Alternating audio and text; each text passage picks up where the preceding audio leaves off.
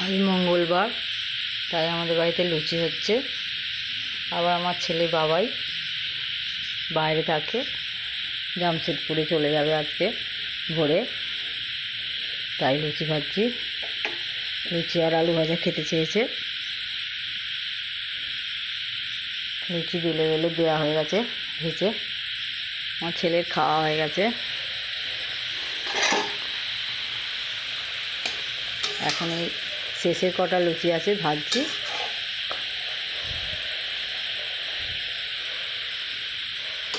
তারপর আমার কর্তামশাইকে খেতে দিয়ে দেবো।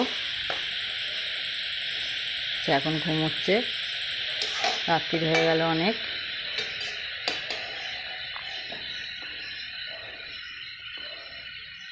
লুচি, আলু ভাজা আর বেগুন ভাজা করে দিয়েছি ছেলেকে। আমার 4টে কুকুর আছে। আগে আমাদের অনেক কুকুর ছিল, সব মারা গেছে। এখন 3টে কুকুর আছে, তাদের জন্য রুটি করেছি।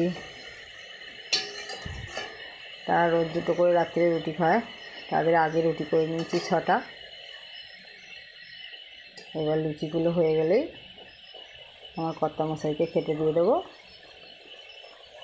আমার শাশুড়ি মা খেয়ে শুয়ে পড়েছে। শাশুড়ি মাও আজকে লুচি খেয়েছে, মঙ্গলবার করে না, তবুও লুচি খেয়েছে।